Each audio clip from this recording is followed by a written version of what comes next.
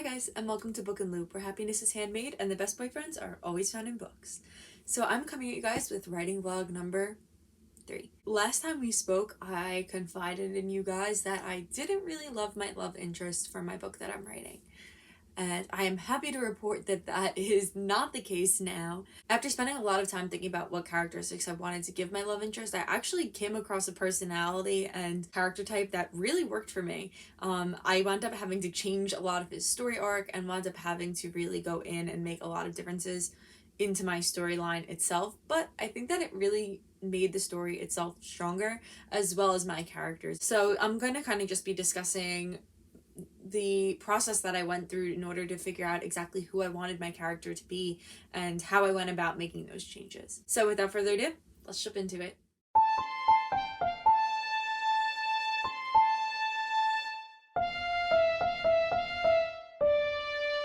So it's never easy to have to do a full character rewrite. Your characters are what really is going to sell your story. You can have the best plot in the world, but if your characters aren't believable and they aren't likable, then your story is going to inevitably wind up struggling. You want your characters to be relatable to their readers, and you want them to be likable. And that's not saying that they're without flaws. They can be flawed. In fact, flaws arguably make your characters more likable. But the main character for my book, Project Purple, was just not it. Like, it was not where it's at. He wasn't likable. He came off as being too much of a jerk, and he didn't really have any redeeming qualities to him. When originally coming up with the character, I leaned too heavily on one aspect of his personality, and I wound up completely scrapping that from his story completely. So originally I wanted him to be this kind of player kind of character who was really good with the ladies and like was very suave and like had a lot of girlfriends and all stuff like that. But after thinking about it a lot and kind of diving into the story a little deeper, I realized that my representation of him wasn't really great, and it wasn't really a character that I was comfortable writing, and I wanted to make him a character that I could write well.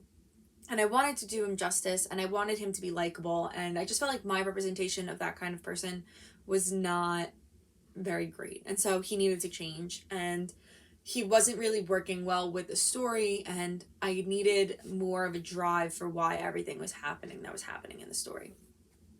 So I decided to kind of switch gears in order to kind of, really alter his character and to really make him where he was more likable and more redeemable. I had to really like get rid of this whole idea of him being a player and him having a lot of girlfriends, and that being the driving force of why our main character didn't really like him.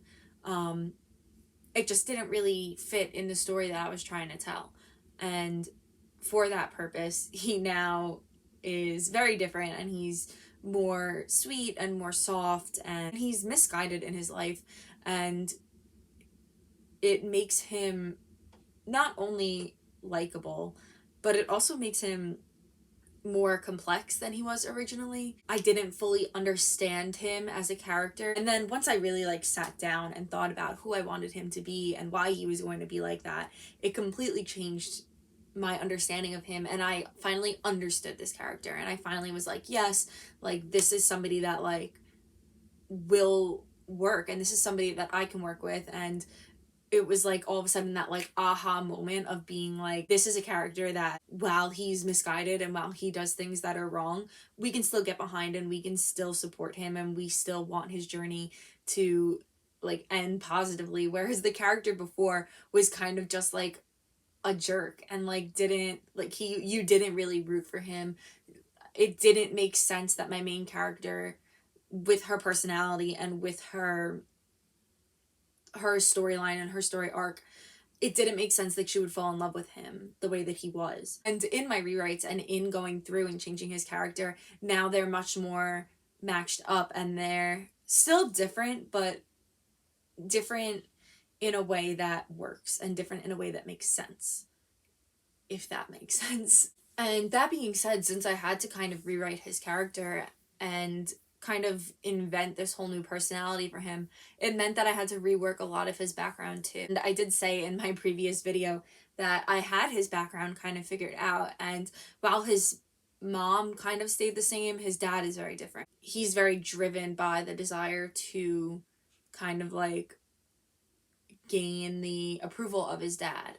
And because of that, that's why he does everything he does. And that's why he treats our main character the way that he treats her. And it's more so an external force, because originally when I was writing the character, there wasn't it wasn't like a plot yet. Like it was just an inkling of a moment of our two main characters together. The first moment that I wrote for the book was the moment where our two main characters like first get together.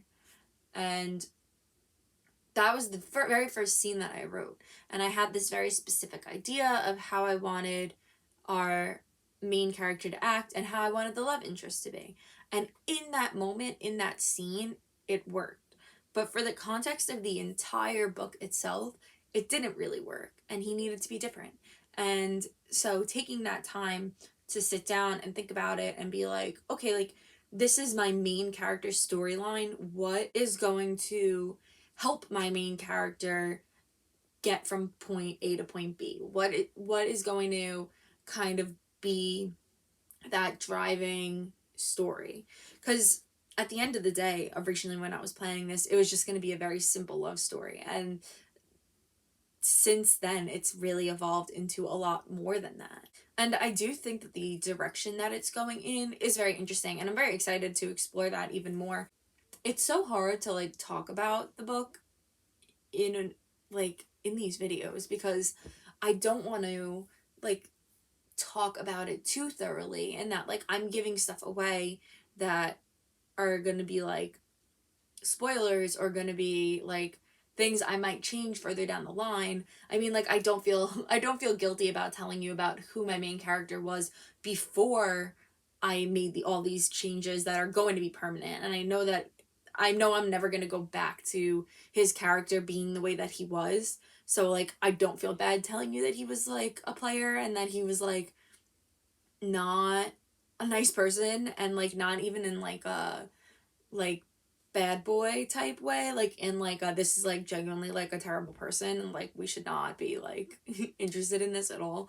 And like then like having to change that, like I don't feel bad about talking about that, because that's something that he'll never be that way again. And he now has grown into being the person that I think he's supposed to be and the person he's meant to be. But I don't want to share too much about him or my main character or anyone else in the story for that matter, because it is like I'm still figuring things out, and I'm still learning more and more about these characters every time that I sit down to write about them. And every time that I, think about them, I'm learning something new, and I'm saying, oh, like I didn't know that about her, and now I have to go back and I have to change who, like whatever, XYZ in the previous parts that I've written. And I think that every time that I sit down to write, it is like discovering those characters more and more, because they, like I said, have changed so much since the first time I sat down to write this story. I mean, even if you think back to the very first time that I came up with this story, my main character herself has changed so much from who she originally was. I mean, originally she was just a college student, and she didn't really have any other aspects to her other than just being a college student. And as I've written more and I've learned more about her personality and her family life and her history and her background and why she acts the way she does and what kind of makes her tick and all these different stuff, like she's come to evolve more and more. And that's something that is part of the writing process that I think is amazing. And I think that it really greatly reflects our lives as well, as we learn more about people and we learn more about them and why they act the way they do and why they do all of these different things. As we learn more about people and as we are able to then take what we've learned and slide it into the context of our past interactions with those people, you can understand them more. You can understand them in a deeper way, and you can understand them more thoroughly, and it makes people more compassionate, and it makes people more understanding. And I think that that's a really amazing thing that writing can teach us about life, and life can teach us about writing as well. So I'm just very happy with the changes that I made to my main love interest. When we kind of left off last writing vlog, I admitted that I really didn't like him at all, and now I love him, and I think that he's great, and I think that everything that he's going through not only helps to drive the story, but it also makes it more complex and more worthwhile, more deep than like it originally was. And it took it from like that very like just a straightforward these two people are falling in love to like there are all these complexities happening around them and all these complexities in their lives. It kind of makes you like appreciate that love story even more. One of the things that I realized, and I didn't think I was going to realize, like not something I ever thought that I would ever like, not that I never thought I would want to try it, because when I was younger I used to write in dual point of view or multiple point of views, but I was like sitting at my desk one day and I bullet pointed, and I mentioned in the last video, I'm very much a seat of your pantser. I do not plan. But when I was trying so desperately to figure out what my main love interest's deal was and like why I wasn't vibing with him and what I needed to do in order to get him to the point where he was enjoyable and he was like a character that you could root for and like not somebody that you were like, this main character is wasting her time, like wasting her time. I like jotted down a bunch of bullet points of like, this is who my main love interest is, this is the things that he's been dealing with, this is like what's going on in his life.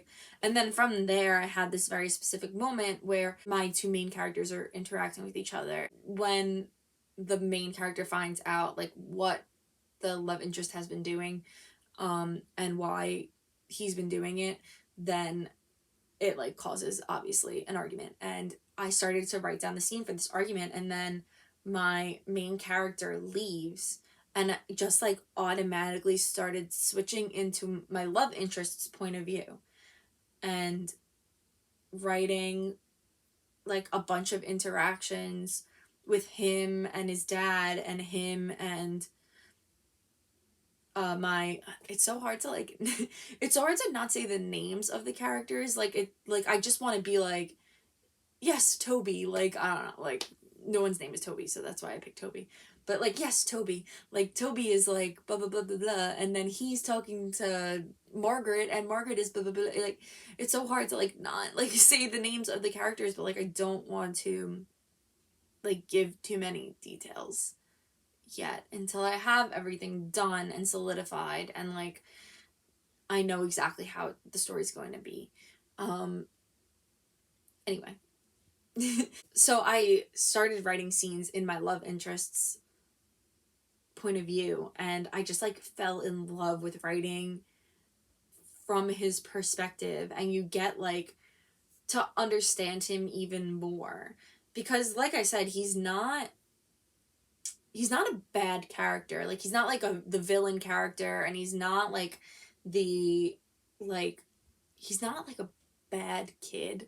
Like he's just like dealing with a lot in his home life, and because of that he makes bad choices. So to see from his point of view and his perspective like why he does the things that he does and like to get into his head, I feel like is so valuable in this moment. I feel like it's helping me a lot to like write more and to be really into this project because I'm getting like writing in his point of view and then switching to be my main character's point of view and having them play back and forth and seeing how they interact with each other and how they observe each other and how they observe, you know, my main character has a brother, and my main character has a brother, and my love interest, seeing her interactions with her brother, like it, like seeing it through his eyes and seeing that family dynamic through his eyes, I feel like is helping me to strengthen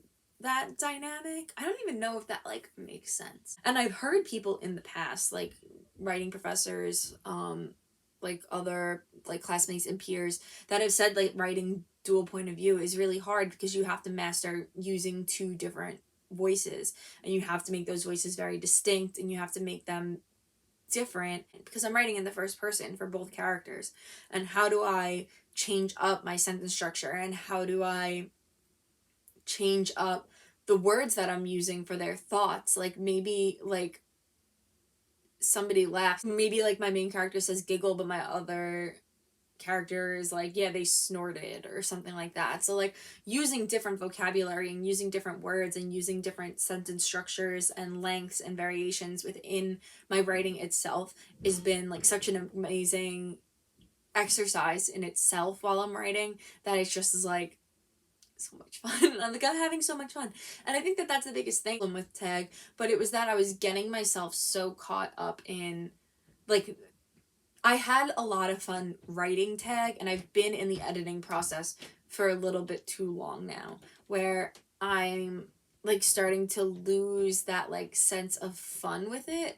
And I think writing this project has reminded me how much fun writing can be, and how it's amazing to have the opportunity to explore these worlds and explore like these like very like mundane and like everyday things, but in a different lens. Like exploring different personality types and exploring different loves and different forms of love and different relationships. Like I don't have a brother, but I love writing about a girl that has a brother, and like I love getting to explore that relationship in writing. And I do that through taking interactions I've seen with the people in my life that do have brothers. And I'm not saying like taking like crazy different experiences, like I'm not like gonna try and take somebody who has completely different life experiences from me. I mean, like, I have siblings, and I am writing about a character with a sibling, and it might, maybe this sibling's a boy and my siblings are girls, but like, it's still at its base sibling interactions. And so it's still something I can understand. And it's something I've been surrounded with my whole life. And it's something that, like, I feel comfortable writing. Now, I don't think I would ever, well, I can't say ever. I don't think that I would ever like write a story about like an only child growing up in the middle of like Montana, like on a farm or something like that, where it's like something I have no clue about, and like something I like, unless it was like a fantasy, but like something I have no clue about, and like something that like I've never experienced in my life. Like that's like, well, that's like a lot. But like writing about like something simple, like something in my life that like, and getting to tweak it and like make it different, like I feel like that's like it's fun and I like it. So last time we spoke, I said that my goal for February was going to be to get to 32,500 words. I crushed that.